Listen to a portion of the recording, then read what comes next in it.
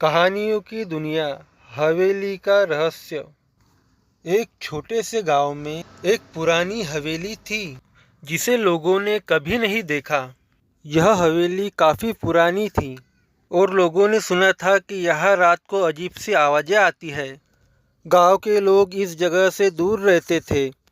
एक दिन शर्मा परिवार, जो यहाँ नए आए थे, इन्होंने हवेली में रहने का फैसला किया।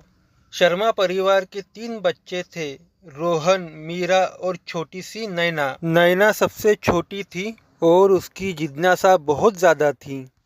एक रात जब सब सो रहे थे, नैना ने एक अजीब सी आवाज़ सुनी। उसने सोचा कि ये सिर्फ उसका भ्रम है, लेकिन आवाज़ बार बार आने पर उसने रोहन और मीरा को जगाया। नैना ने कहा, ये क्या है, मैं देखने जा रही हूँ। रोहन और मीरा ने मना किया, लेकिन नैना के आगे उनकी एक न चली। तीनों ने, रोहन, मीरा और नैना, हवेली के कोठार की तरफ चलने का फैसला किया। जब वे कोठार तक पहुँचे, उन्होंने देखा कि वहाँ एक पुरानी डायरी पड़ी हुई थी।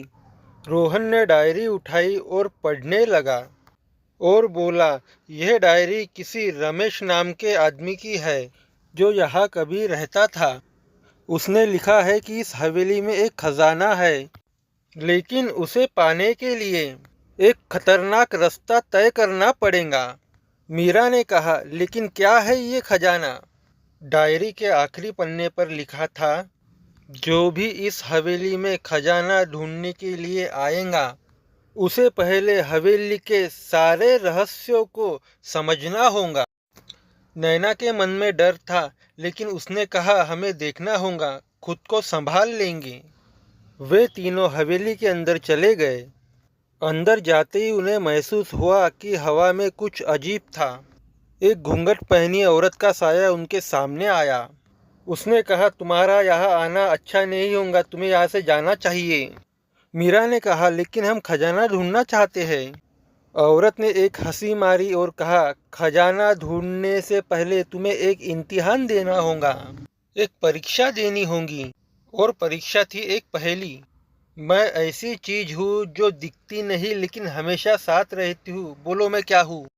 नैना ने कुछ देर सोचा और बोला, ये तुम्हारा खौफ है।